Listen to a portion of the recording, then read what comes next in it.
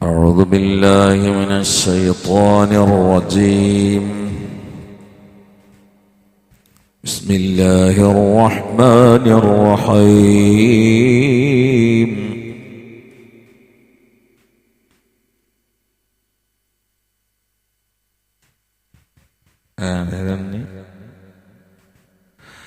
أولم يروا كم أهلكنا قبلهم من القرون أنهم إليهم لا يرجعون وإن كل لما جميع لدينا محضرون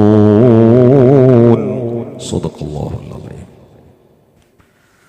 أولم يروا അവർ അറിയുന്നില്ലേ, കാണുന്നില്ലേ, മനസ്സിലാക്കുന്നില്ലേ?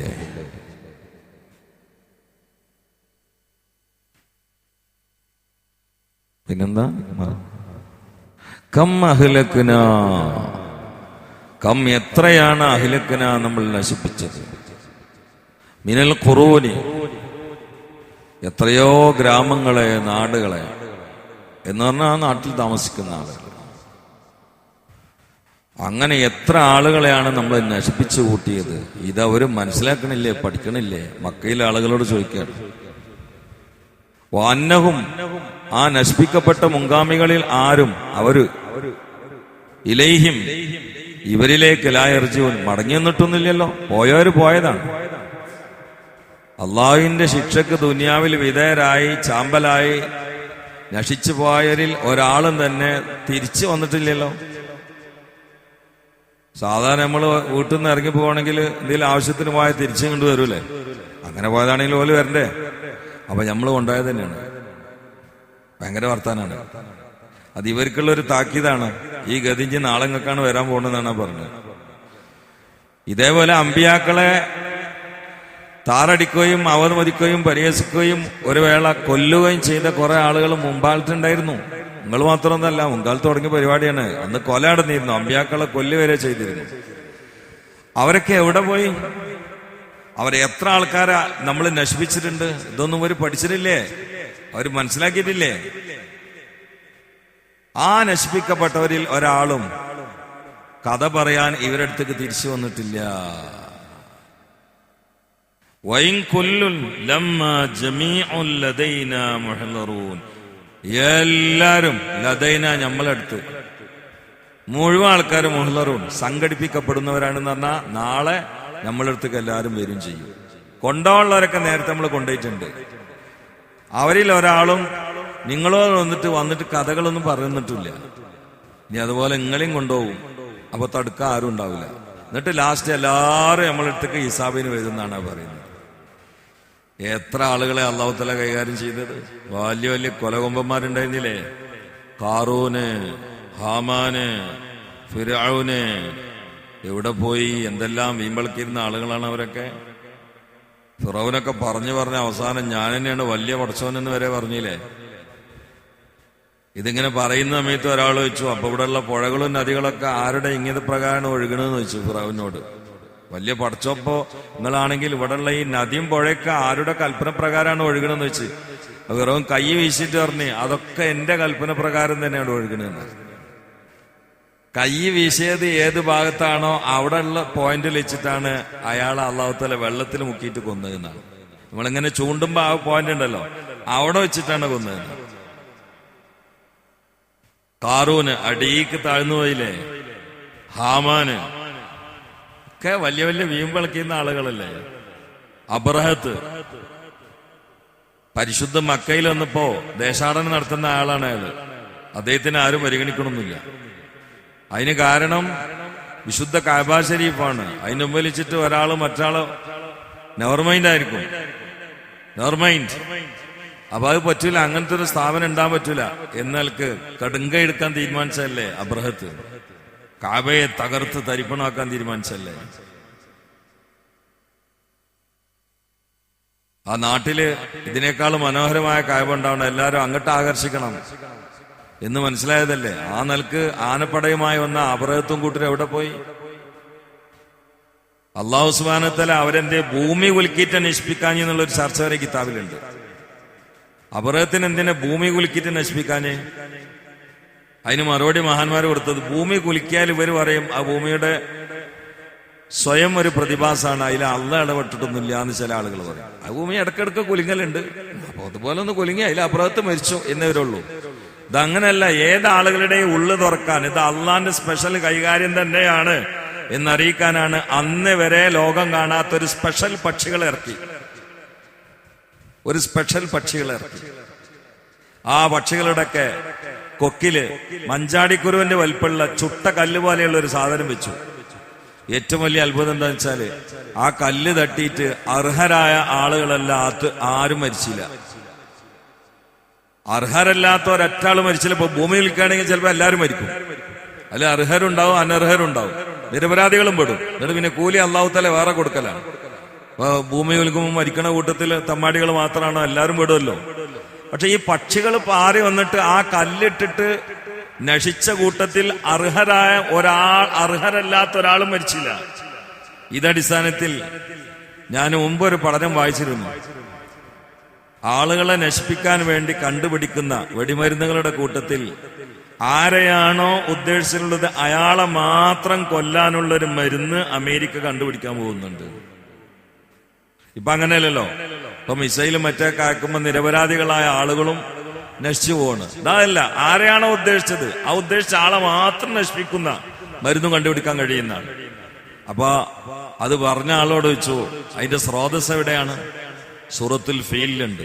അതിന് മനസ്സിലാവും അത്. അപ്പൊ അതിൽ കൂടുതൽ ചിന്തിച്ചാൽ അതിന് അങ്ങനത്തെ ഒരു മരുന്ന് കണ്ടുപിടിക്കാൻ കഴിയോ ഇല്ലേ എന്ന കാര്യങ്ങളിലേക്ക് ചിന്തിക്കാവുന്നതാണ്. കണ്ടെത്താൻ കഴിയും. കാരണം സൂറത്തുൽ ഫീലില് അബാബിയിൽ പാറി പറന്നുകൊണ്ട് കൊക്കിലുള്ള ചുട്ടെടുക്കപ്പെട്ട കല്ല് പോലെയുള്ള സാധനം താഴെയിട്ടുകൊണ്ട് കൊന്നുകളഞ്ഞത് ആരെയാണോ കൊല്ലേണ്ടത് അവരെ മാത്രമാണ്. ഒരു നിരപരാധിയാലും വിട്ടിട്ടില്ല. അപ്പൊ അതിന് മനസ്സിലായി, നിരപരാധികളൊന്നും പെടാതെ ലാക്കാക്കിയ ആളുകളെ മാത്രം നശിപ്പിക്കാനുള്ള ഒരു സംവിധാനം വേണമെങ്കിൽ ഒരുക്കാൻ കഴിയുമെന്ന് ഇതിന്ന് മനസ്സിലാവും. അങ്ങനെ അള്ളാഹു നശിപ്പിച്ചല്ലോ. മൂസാ നബി അലൈഹി ഇസ്ലാമിന്റെ കാലത്ത് ആണും പെണ്ണുള്ള കൂത്താട്ടം കൂടിയിട്ട് പ്രേമം വ്യാപകമായപ്പോ അള്ളാഹു സുബ്ഹാനഹു വ തആല ഒരു രോഗാണുവിനെ ഇറക്കി. ഒരു രോഗാണുവിനെ. ആളുകൾ കണ്ട് മരിച്ചു വീഴാൻ തുടങ്ങി. ഒറ്റ ദിവസം 70,000 ആളുകളാണ് മരിച്ചത്. 70,000 ആളുകൾ. യാ അല്ലാഹ്, ഒറ്റ ദിവസം മരിച്ചത് 70,000 ആളുകളാണ്. കൊറോണക്ക് കാരണം എന്താന്ന് ഇപ്പൊ മനസ്സിലായില്ലേ? എന്താണ് ആണും പെണ്ണും തമ്മിലുള്ള കൂത്താട്ടം. ഒരു സുഹൃത്ത് 2 ദിവസം മുമ്പ് ഒരു പ്രസ്താവന നടത്തി, ഒരു സ്റ്റേറ്റ്മെന്റ് ഇറക്കി. ഒരു പണ്ഡിതൻ, അന്യ ആണും പെണ്ണും തമ്മിലുള്ള ഹസ്തദാനവും ആലിംഗനവും പാടില്ല. ഞാനിപ്പോ കണ്ണൂർക്ക് ഒരു പ്രോഗ്രാമിന് പോകണം. അപ്പൊ ഒരാൾ എനിക്ക് ആ വീഡിയോ അയച്ചത്. അതിന്റെ പേരിൽ ആ ഉസ്താദിനിട്ടിട്ട് വരട്ടിയിട്ട് ആക്ഷേപിക്കരുന്ന്. 6-ാം നൂറ്റാണ്ടിൽ ജീവിക്കേണ്ട ആള്, കാലഘട്ടം തിരിയാത്ത ആള്. പിന്നെന്താ എല്ലാ പെണ്ണുങ്ങളും ആണുങ്ങളും ആണ്ടുകൊണ്ടും കെട്ടിപ്പിടിക്കുക? എന്താ വേണ്ടത്? അതേ ഇത്രേ പറഞ്ഞുള്ളൂ. അന്യ ആണും പെണ്ണും തമ്മിൽ ഹസ്തദാനം പാടില്ല, ആലിംഗനവും പാടില്ല. അതിന്റെ പേരിൽ ആ സാധുനിട്ട് ക്രൂശിക്കായിരുന്നു പത്രക്കാരും. ഇതൊക്കെ പറയാൻ പാടില്ല. പിന്നെ ഞാൻ എന്താ ചെയ്യുന്ന? എല്ലാവരും കൂടി കെട്ടിപ്പിടിക്കുക. എന്ത് എവിടുക്കപ്പൊ ഈ ലോകം എത്തണത്? ഒരേ ബെഞ്ചിൽ ആണു പെണ്ണ് ഇരിക്കാൻ പാടില്ല എന്ന് പറഞ്ഞാൽ മൊക്കനിട്ട് പെൺകുട്ടികൾ ചീത്ത അറിയാം. അങ്ങനെ പറയാൻ പാടുണ്ടോ ഉസ്താദെ? എന്താ പോലെ ആൺകുട്ടീന്റെ അടുത്ത് പോയി ഇരുന്നാ കുഴപ്പമുള്ള? ലിബറലിസം.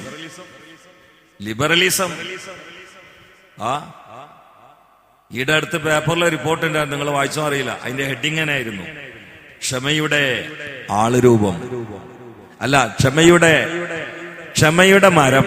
അങ്ങനെയാണ് റിപ്പോർട്ട്. ഞാനിങ്ങനെ എന്താ ഈ ക്ഷമയുടെ മരം? സംഘം താരങ്ങള് ഒരു പെൺകുട്ടി ഓളെ തന്നെ കല്യാണം കഴിച്ചു. അത് ഇന്ത്യയിൽ ആദ്യം നടന്നത്. എങ്ങനെ ഓളെ തന്നെ കല്യാണം കഴിക്കാൻ? ഇന്ത്യയിൽ നടന്നു. അത് ആണും പെണ്ണും കല്യാണം കഴിക്കലുണ്ടായിരുന്നു. അത് കഴിഞ്ഞ് കാലം കുറെ കഴിഞ്ഞപ്പോ ആണിന് കല്യാണം കഴിക്കാൻ ഗവൺമെന്റ് അംഗീകാരം കൊടുത്തു. പെണ്ണ് പെണ്ണിനെ കല്യാണം കഴിക്കാം. കേരളത്തിൽ നടന്നു, മലപ്പുറം ജില്ലയിൽ നടന്നു, കുറ്റിപ്പുറത്ത് നടന്നു. ആണും കല്യാണം കഴിച്ചു, പെണ്ണും കല്യാണം കഴിച്ചു. LGBTQ AI+++. എന്താ അവിടെ പ്ലസ് ഇടാൻ കാരണം? ഇനിയും പലതും വരാണ്ട് അയക്കെ കൂട്ടാൻ വേണ്ടിയിട്ടാണ്. നിങ്ങൾക്ക് ഇതൊക്കെ മനസ്സിലാവുമെന്ന് എനിക്കറിയില്ല. നിനക്കാണ് ഇപ്പൊ നടക്കണ ലോകം കാലം എന്നൊന്നും വിലയിരുത്തിക്കോളി. അതാ നല്ലത്. ഇനി നാളെ എന്തൊക്കെയാ സംഭവിക്കുമെന്ന് പറയാൻ പറ്റൂല. ആണും പെണ്ണും വ്യത്യാസമില്ല, ഒക്കെ ഒന്ന് തന്നെയാണെന്നാ പറയുന്നത്. ചില ആണുങ്ങൾക്ക് തോന്നുന്നു ഓള് പെണ്ണാണ്, ചില പെണ്ണുങ്ങൾക്ക് തോന്നുന്നു ആണാണ്. അതൊരു സൊക്കടാണ്. അങ്ങനെ തോന്നിയാല് പിന്നെ അത് ഒരാണിന് തോന്നുകയാണ് പെണ്ണാന്ന് തോന്നുകയാണ്, പിന്നെ പെണ്ണെന്നെ ഉണ്ടാൻ പാടില്ല എന്നാണ്. ജെൻഡർ തീരുമാനിക്കാൻ പാടില്ല. 18 വയസ്സായാലും അവനാൻ തീരുമാനിച്ചോളണം, അതിനും ആരും വരാൻ പാടില്ല. ഇപ്പൊ പ്രസവിക്കപ്പെട്ട കുട്ടിക്ക് എന്താ പേരിട? ജമീലാന്നോ ജലീലെന്നോ എന്തോ പേരിട? ഒന്നും ഉണ്ടാൻ പാടില്ല. 18-ാം വയസ്സ് ഇപ്പം പറയും ഓൻ ആണാണോ പെണ്ണാണോ എന്ന് പറയും. അപ്പൊ പേരിടുക അവരെ നമ്മൾ തീരുമാനിക്കാൻ പാടില്ല എന്ന്. അങ്ങനെ ഒരു ചങ്ങായി പെണ്ണാണെന്ന് പറഞ്ഞു. പെണ്ണാണെന്ന് പറഞ്ഞു ആ ചങ്ങായിനെ കൊണ്ടുപോയിട്ട് ജയിലിലെ സെല്ലിൽ, പെണ്ണുങ്ങളെ സെല്ലിൽ കൊണ്ടുപോയിട്ടു. 3 ആൾക്ക് പള്ളയിലുണ്ടാക്കി പെണ്ണാണെന്ന് പറഞ്ഞാൽ. എങ്ങനെയുണ്ട്? നല്ല സുഖമല്ല ഇപ്പൊ? ഇതൊക്കെ ഇപ്പൊ നടക്കണത്, ഇതൊക്കെയാണ് ഇപ്പൊ നടക്കണ കാര്യങ്ങൾ. എന്തെല്ലാം ബലാകളും മുസീബത്തുകളാണ് വരാമെന്നും പറയാം. കാരണം കയറങ്ങിട്ട് പൊട്ടി. ഉത്തരവാദിത്തപ്പെട്ട ആളുകൾ നോന്ന് പറയേണ്ട ആളുകൾ സപ്പോർട്ട് കൊടുക്കുകയാണ്. ജനറേഷൻ തന്നെ മാറി തുടങ്ങിയില്ലേ? നിങ്ങളെ ജനറേഷൻ ഏതാ? അത് നിങ്ങൾ വായിക്കലില്ലേ? ഇതൊന്നും വച്ചിട്ടില്ലേ? ജനറേഷൻ മാറിയല്ലോ പോ. എക്സ്, എം, സെഡ്, എ എങ്ങനെയാണ്? 1965 മുതൽ 80 വരെയുള്ള കാലഘട്ടം എക്സ് ജനറേഷനാണ്. 1981 മുതൽ 96 വരെയുള്ള കാലഘട്ടം എം ആണ്. 1996 മുതൽ 2012 വരെയുള്ള കാലഘട്ടം സെഡ് ആണ്. 2012 ടു 2026 വരെയുള്ള കാലഘട്ടം ജനറേഷൻ എ, അൽഫ എന്നതിന് പറയാം. അൽഫ ജനറേഷൻ. നമ്മളൊക്കെ ഇപ്പോ അൽഫ ജനറേഷൻ. ഈ അൽഫ ജനറേഷന് പ്രത്യേകം എന്താ അറിയോ? ആണിനും പെണ്ണിനും രണ്ടായി കാണാൻ പാടില്ല. അത് നല്ല സുഖാണ് നമുക്ക്. അല്ലാഹുവേ, ഞാൻ ഇവിടെ ഇരിക്കണവരെ എന്റെ പെണ്ണുങ്ങൾ ഇവിടെ ഇരുന്നിട്ട് ക്ലാസ് എടുത്ത് എങ്ങനെ ഉണ്ടാവും? അടുത്ത വെള്ളിയാഴ്ച അലിമൂലർക്ക് പകരം മൂപ്പരെ പെണ്ണുങ്ങൾ മാഷർ വിളിക്കുക, എന്റെ പെണ്ണുങ്ങൾ ഏടെടുത്ത് തരിക. എങ്ങനെ ഉണ്ടാവും? ഇനി ഒന്നും പറയാൻ പറ്റില്ല. അങ്ങനെയൊക്കെ വാദിക്കാൻ തുടങ്ങും. അങ്ങനെയൊക്കെ പോണത്. അപ്പൊ അപകടങ്ങളുടെ മാലപ്പടക്കം പൊട്ടാൻ പോവാണ്. ഇതുകൊണ്ടൊന്നും തീരൂല. അതാണ് ഹബീബായ സല്ലല്ലാഹു അലൈഹി വസല്ലം ആഖിർ സമാൻ വലിയ അദാബുകളുടെ കൂലങ്കുത്തി ഒഴുക്കായിരിക്കും, തടയാൻ ഒരാൾക്കും കഴിയില്ല. കണ്ടു നിൽക്കുന്ന ആളുകളുടെ കൽബ് ഉരുകുമെന്ന് മുഹമ്മദ് റസൂലുള്ളാഹി. കുട്ടികളുടെയൊക്കെ മനസ്സ് മാറിയില്ലേ? മംഗലാപുരത്തേക്ക് ഒരു മുത്തഖിയായ വാപ്പ മോനെ കൊണ്ടുപോയി ചേർത്തു. മുസല്ല വാങ്ങിക്കൊടുത്തു, ഖുർആൻ വാങ്ങിക്കൊടുത്തു, തിരിച്ചു പോന്നു. അവിടുത്തെ പള്ളിയിലെ ഉസ്താദിന് നമ്പർ വാങ്ങി. ഇവനോട് പറഞ്ഞു, ഇവിടെ ഉസ്താദിനായിട്ട് ഇടക്കിടക്ക് ഒന്ന് ബന്ധപ്പെടണം, അപ്പൊ എന്റെ കുട്ടിക്ക് പറ്റും നോക്കി കിതാബ് ഓതണം എന്നൊക്കെ പറഞ്ഞു. അങ്ങനെ ഇടക്ക് വാപ്പ വിളിക്കും. ഒരു 2-3 മാസം കഴിഞ്ഞപ്പോ ഉസ്താദ് എന്ന് വാപ്പാക്ക് ഇങ്ങോട്ട് വിളിക്കും. നിങ്ങൾ എവിടെയെന്ന് വെച്ച്, ഞാനിവിടെ വീട്ടിൽ എന്ത്യസ്ഥാന്ന് വെച്ച്, നിങ്ങളെ മോനൊന്ന് ശ്രദ്ധിക്കണം എന്നറിയും. അയാളും പെണ്ണുങ്ങളും അമ്മോനൊക്കെ കൂടി കയറി പോയക്കുമ്പോ കോളേജിൽ പോയി ചോദിച്ചപ്പോ എച്ചമ്മനോട്, എന്റെ മോനോട്, നിങ്ങളെ മോൻ ഇവിടുന്ന് പോയിട്ട് 3 മാസമല്ലോ എന്ന് പറഞ്ഞു. വരികോട്ട് എത്തിയിട്ടില്ല. തെരഞ്ഞു പിടിച്ചു നോക്കുമ്പോ മംഗലാപുരത്തെ ഏറ്റവും വലിയ റൗഡികളുടെ കൂടെ, സക്സ് റാക്കറ്റുകളുടെ കൂടെ, ലഹരി മാഫിയന്റെ കൂടെ ഒരു റൂമില് കള്ളും കഞ്ചാവും മൊത്തം നിറച്ച റൂമില് ഒരു ടൗസർ ഇട്ട് അങ്ങനെ ഇരിക്കുന്നുണ്ട്. ഇതാണ് ഒരു സുരക്ഷിതത്വം ഇല്ലാത്ത കാലാണ്. കണ്ടേക്ക് കാരണവര് വീണു. നാട് കണ്ട ഏറ്റവും വലിയ മുത്തക്കിന്റെ മോന്റെ കോലാണിത്. ജനറേഷന്റെ പോക്കാണ് ഞാൻ പറയുന്നത്. എവിടുക്കാ കുട്ടികൾ എത്തുകയെന്ന് ഒരിക്കലും പറയാൻ പറ്റൂല. ഒന്നും പറയാൻ പറ്റാത്ത കാലാണ്. അവലമ്മറോ അന്നാ ഖലഖനാ,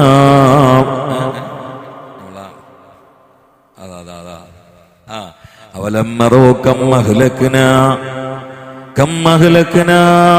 മിനൽ أولمروا كم أهلكنا قبلهم من القرون وأنهم إليهم لا يرجعون. ഇവിടെ പ്രധാനപ്പെട്ട ഒരു കാര്യം കൂടി നമ്മൾ ചിന്തിക്കണം. എത്ര ഗ്രാമങ്ങളെയാണ് നമ്മൾ നശിപ്പിച്ചത്? വളരെ ശ്രദ്ധിക്കണം കേട്ടോ. എത്ര ഗ്രാമങ്ങളെയാണ് നമ്മൾ നശിപ്പിച്ചത്? ഓലിതൊന്നും കാണില്ലേന്ന്. പക്ഷേ മുമ്പുള്ള ഉമ്മത്തിനൊക്കെ നശിപ്പിച്ച കഥ അള്ളാഹു നമ്മളോട് പറഞ്ഞിട്ടുണ്ട്. നമ്മളെ നശിപ്പിച്ച കഥ പറയാൻ ഒരു ഉമ്മത്തും ഭൂമിയിലോട്ടില്ലേനു. നമ്മൾ അള്ളാഹു ബഹുമാനിച്ചാണ്. മുമ്പുള്ള ഉമ്മത്തിനെ അള്ളാഹു താല കൈകാര്യം ചെയ്തു നശിപ്പിച്ചൊക്കെ അള്ളാഹു തന്നെ നമ്മളോട് പറയാണ്. നമ്മളെ അള്ളാഹു താല നശിപ്പിച്ചത് ഒരാളോടിട്ട് പറയണില്ല. അങ്ങനെ ഒരു നശിപ്പിക്കൽ നമ്മളിട്ട് നടത്തണില്ല. ഈ ഉമ്മത്തിന്റെ പ്രത്യേകതയാണത്. ഞാൻ നിങ്ങൾക്ക് ഒരു ഹദീത്ത് ഇപ്പൊ എന്നാണ് വായിച്ചാൽ അങ്ങനെ അർത്ഥം വെച്ച് പോളൂ കേട്ടോ. ഞാൻ ഇന്നലെ രാത്രി 12 മണിക്ക് വാള് കഴിഞ്ഞു വന്നിട്ട് ഒരു കിതാബ് നോക്കിയപ്പോഴാണ് ഈ ഹദീത്ത് കണ്ടുപെട്ടത്. പിന്നെ ഉറക്കം കിട്ടില്ല, പിന്നെ ചുടുവെള്ളം കിട്ടണം. കുട്ടികളൊക്കെ ആണെങ്കിൽ ഉറങ്ങാണ്. എന്നാലാണെങ്കിൽ ഒറ്റക്ക് പോയതാണ്.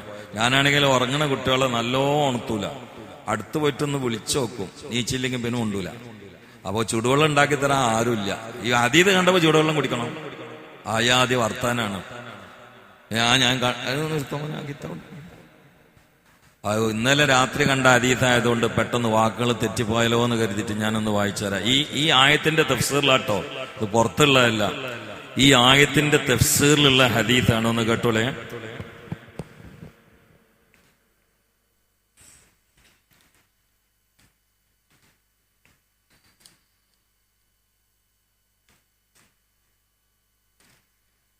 നോക്കിട്ടോ,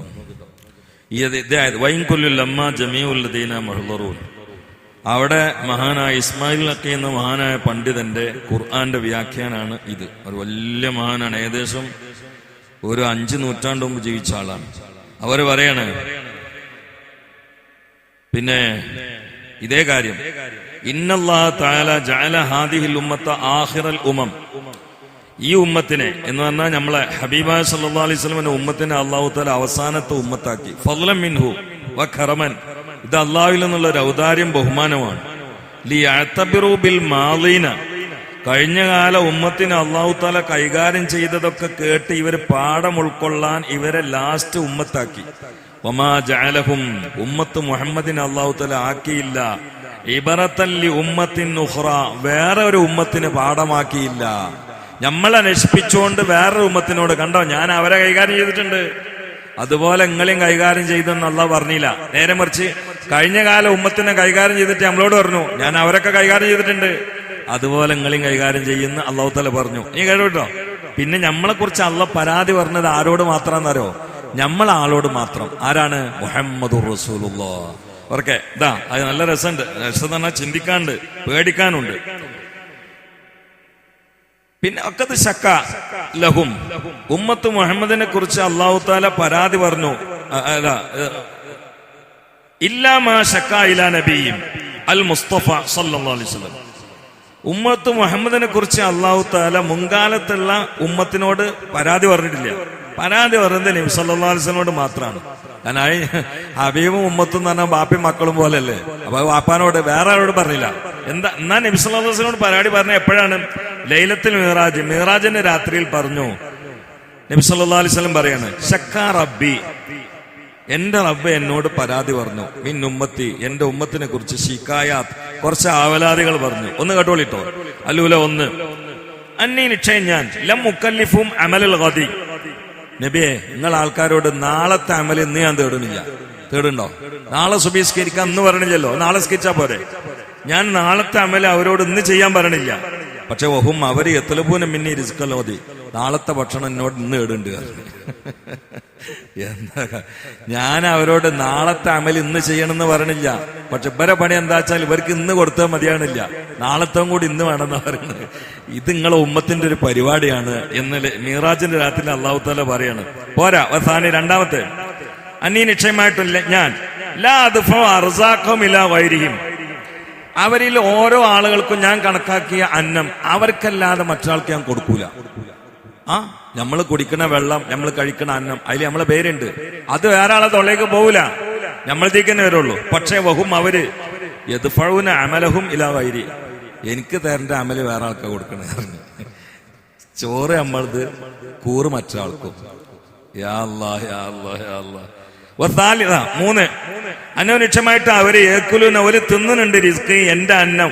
വയസ്കുറുനോരി, നന്ദി പറയണത് വേറെ ആൾക്കാരോടാണ് എന്ന് പറഞ്ഞു. തിന്നണേ നമ്മളത്, നന്ദി വേറെ ആൾക്കാർക്കും. ഇത് നിങ്ങളെ ഉമ്മത്തിന്റെ പരിപാടി. പക്ഷെ വേറെയുള്ള ആൾക്കാരോട് പറഞ്ഞില്ല, ലീഡറോടെ പറഞ്ഞുള്ളൂ, മറ്റുള്ളവരോട് പറഞ്ഞ് മനസ്സിലാക്കണില്ല. പോരാ, അവര് എന്നെ വഞ്ചിക്കുകയാണ്. എന്റെ സൃഷ്ടികളോട് നല്ല രൂപത്തിൽ പെരുമാറുകയുമാണ്. എന്നോട് വഞ്ചന, സൃഷ്ടികളോട് നല്ല നല്ല നീറ്റ് പെരുമാറ്റവും.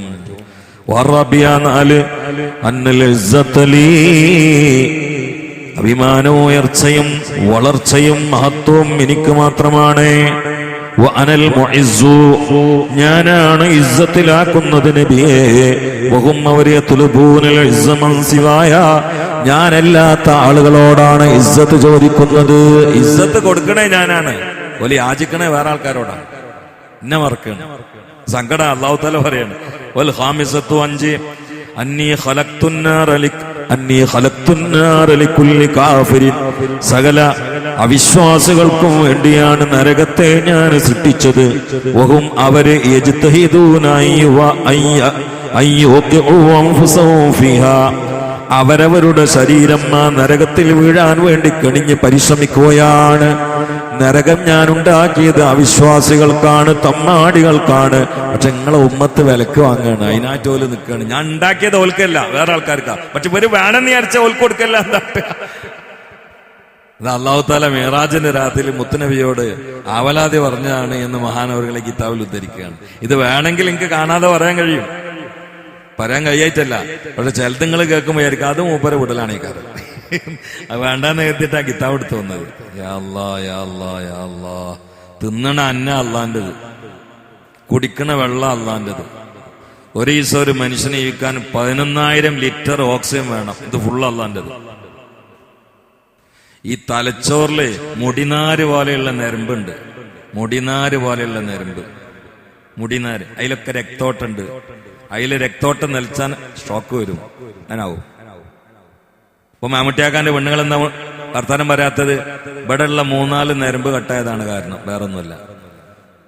ഈ പെരടി ഭാഗത്തുള്ള 3-4 ഞരമ്പ് കട്ടായതാണ് മാമുട്ടിയാക്കാന്റെ പെണ്ണുങ്ങള് 10 മാസമായിട്ട് മിണ്ടാത്തത്. ആ ഞരമ്പ് മുടിനാരിന്റെ ഇത്ര ഉണ്ടാവുള്ളൂ, വലിയ ഇല്ല, മുടിനാര്. അതില് രക്തം കട്ടായതാണ് അവര് മിണ്ടാത്തത്, ഇത്ര ഉള്ളൂ. ഇതൊക്കെ അല്ലാഹു തആല നമുക്ക് റെഡിയാക്കി തരണേ. പക്ഷെ ശുക്ർ അള്ളാഹ്ക്ക് മനസ്സറിഞ്ഞു കൊടുക്കണില്ല. അത് മിഅ്റാജിന്റെ രാത്രിയിൽ മുത്തുനബിയോട് അല്ലാഹു സുബ്ഹാനഹു വ തആല നമ്മളെ കുറിച്ച് അവലാതി പറഞ്ഞു എന്ന് മുഹമ്മദ് റസൂലുള്ളാഹി സ്വല്ലല്ലാഹു അലൈഹി വസല്ലം. അള്ളാഹു അവന് നന്ദി പറയാനും നന്ദി രേഖപ്പെടുത്താനും അള്ളാഹിനെ തിരിച്ചറിഞ്ഞുകൊണ്ട് ഇബാദത്ത് ചെയ്യാനും നമുക്ക് തൗഫീഖ് ചെയ്യട്ടെ.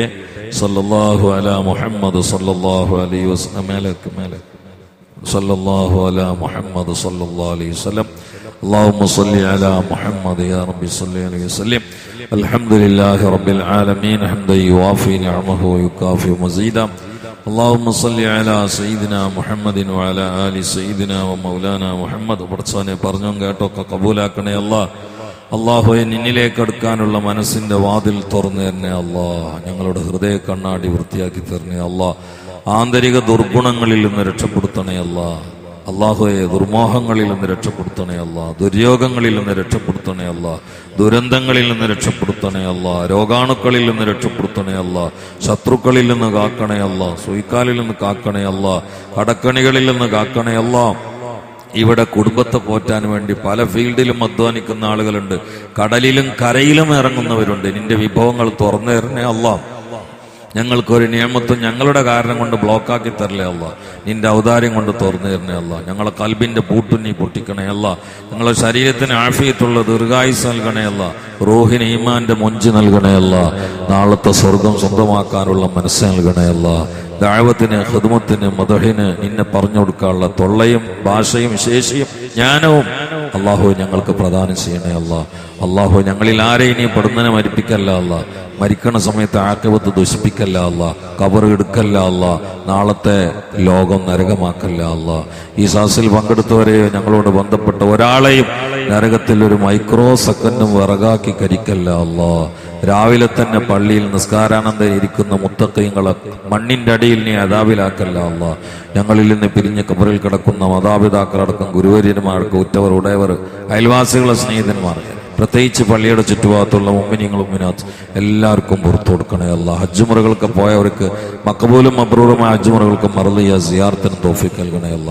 ഞങ്ങളെ പലവട്ട ഹറമുകളിലെത്തണേ അല്ലാഹുവേ. അതിന്റെ തടസ്സങ്ങളിൽ നിന്ന് കാക്കണേ. ربنا تقبل منا انك انت السميع العليم وتب علينا انك انت التواب الرحيم آمين برحمتك يا أرحم الراحمين. وصلى الله تعالى وسلم على خير سيدنا محمد وآله وصحبه أجمعين. سبحان ربك رب العزة عما يصفون. سلام على المرسلين الحمد لله رب العالمين. السلام عليكم ورحمة الله وبركاته.